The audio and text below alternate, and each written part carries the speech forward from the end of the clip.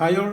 വെള്ളിയാഴ്ചത്തെ ദിവസം നമ്മൾ പറഞ്ഞ ലെവലുകൾ, അതായത് 24,850 പറഞ്ഞ ലെവൽ ബ്രേക്ക് ചെയ്ത ഉടനെ തന്നെ നമ്മൾ പുട്ട് ഓപ്ഷൻ ബൈ ചെയ്തിരുന്നു. അത്യാവശ്യം നല്ല പ്രോഫിറ്റിൽ ഇറങ്ങിയത്. പിന്നെ ഉച്ച കഴിഞ്ഞപ്പോൾ വീണ്ടും ഡൗൺ സൈഡ് കണ്ടു. പക്ഷേ അത്രമാത്രം ഉറപ്പില്ലാത്തത് കൊണ്ട് നമ്മൾ എന്ത് ചെയ്തു, നമ്മളൊരു ഡെയിലി, അതായത് ഇൻട്രാഡേയിൽ ഒരു ഓപ്ഷൻ സെല്ലിംഗ് സ്ട്രാറ്റജി ഉണ്ട്. അതാണ് നമ്മൾ ചെയ്തത്. അതിനും അത്യാവശ്യം നല്ല പ്രോഫിറ്റിൽ ഇറങ്ങിയത്. അങ്ങനെ 2 ട്രേഡാണ് ചെയ്തത്. 2 നല്ല പ്രോഫിറ്റ് കിട്ടിയിരുന്നു വെള്ളിയാഴ്ച. ഇപ്പോൾ നാളത്തെ ലെവലുകൾ നോക്കുകയാണെങ്കിൽ നിഫ്റ്റി ഒരു ഡൗൺ ട്രെൻഡിലേക്ക് തന്നെയാണ് പൊതുവെ കാണുന്നത്. നാളെ ചിലപ്പോൾ ചെറിയൊരു പുൾ ബാക്ക് തരാനുള്ള സാധ്യതയുണ്ട്. അതുകൊണ്ടൊന്ന് ശ്രദ്ധിച്ച് മാത്രമേ ഞാൻ ട്രേഡ് എടുക്കുന്നുള്ളൂ. നാളെ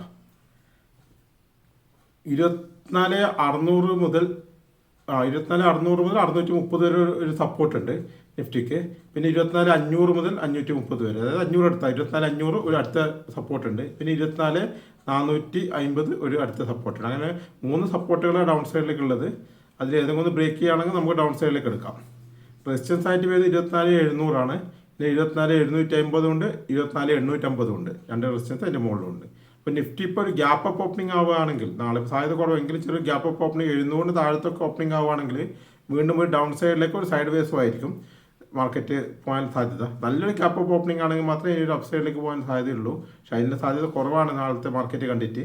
ഡൗൺ സൈഡ് ഓപ്പണിംഗ് ആണെങ്കിൽ നിഫ്റ്റി തിരിച്ച് കയറിയിട്ട് വീണ്ടും ഒരു കൺസോൾട്ടേഷൻ അല്ലെങ്കിൽ ചെറിയൊരു ഡൗൺ സൈഡിലേക്ക്, ഇത് ഞാൻ പോകുന്നു കൺസോൾട്ടേഷൻ അല്ലെങ്കിൽ ഡൗൺ സൈഡിലേക്കാണ് ഞാൻ നാളെ മാർക്കറ്റ് പ്രതീക്ഷിക്കുന്നത്. അതിൽ ഏതെങ്കിലും ഒരു രീതിയിലാക്കി ഞാൻ ട്രേഡിലേക്ക് അപ്രോച്ച് ചെയ്ത് കയറുക. അപ്പോൾ അതൊരു കൺസോൾട്ടേഷൻ ഫേസ് ചെയ്യുന്ന ഒരു രീതിക്കാണ് നമ്മൾ സെല്ലിംഗ് സ്ട്രാറ്റജി അത് ചെയ്യും. അല്ല ഡൗൺ സൈഡിലേക്ക് ഏകദേശം നല്ല ഉറപ്പുണ്ടെങ്കിൽ മാത്രം ഞാൻ എന്ത് ചെയ്യും, ബൈ സൈഡിലേക്ക് നീങ്ങും. ഓക്കെ. പിന്നെ നാളെ പ്രീമിയം ഒക്കെ കുറവായിരിക്കും, അതുകൊണ്ട് വലിയ കുഴപ്പമില്ല. ബൈ ചെയ്താലും വലിയൊരു നഷ്ടമൊന്നും വരാൻ വേണ്ടിയില്ല ബൈയേഴ്സിനെ സംബന്ധിച്ച്. പിന്നെ മുകളിലേക്ക് പോകാനൊരു വ്യൂ എനിക്ക് ഏതായാലും കാണുന്നില്ല നിഫ്റ്റിയിൽ. അപ്പോൾ എന്തായാലും നാളത്തെ ഡാറ്റയും കൂടി നോക്കിയിട്ട് വേണം എടുക്കാൻ വേണ്ടിയിട്ട്. അപ്പ് സൈഡിലേക്കാണെങ്കിൽ നിഫ്റ്റി പോകുന്നെങ്കിൽ ഞാൻ മിക്കവാറും ട്രേഡ് എടുക്കില്ല നാളെ. കാരണം എന്ന് വെച്ചെങ്കിൽ അത്രമാത്രം പോകുന്നില്ല, ഒരു കോൺഫിഡൻസ് ഇല്ലാത്തതുകൊണ്ട് അപ്പ് സൈഡിലേക്കുള്ള ട്രേഡ് ഞാൻ എടുക്കാൻ എന്തായാലും നാളെ പ്ലാൻ ചെയ്യുന്നില്ല. ഓക്കെ. അപ്പോൾ നമുക്ക് ബാങ്ക് നിഫ്റ്റിയുടെ കുറച്ച് ലെവലുകളും കൂടി നോക്കാം. പ്രധാനപ്പെട്ട സപ്പോർട്ടായിട്ട് വരുന്നത് 54,000 ഒരു സപ്പോർട്ടായിട്ട് വരും. കാരണം വെച്ചിട്ട് ഗ്യാപ്പ് അപ്പ് ഓപ്പണിംഗ് ആണെങ്കിൽ 54,000 ഒരു സപ്പോർട്ടായിട്ട് വരാൻ സാധ്യതയുണ്ട്. പിന്നെ 54,700, പിന്നെ 53,800, 53,600 ഇതൊക്കെ ഒരു പ്രധാനപ്പെട്ട സപ്പോർട്ടായിട്ട് നമുക്ക് എടുക്കാം. പിന്നെ 700 ഒരു റെസിസ്റ്റൻസ് ആയിട്ട് എടുക്കാം. 850 ഒരു റെസിസ്റ്റൻസ് ആയിട്ട് എടുക്കാം. 54, പിന്നെ 55,000 ഒരു റെസിസ്റ്റൻസ് ആയിട്ട് എടുക്കാം. ഇത്രയാണ് പ്രധാനപ്പെട്ട റെസിസ്റ്റൻസ് ആയിട്ട് നമ്മൾ എടുക്കുന്നത്.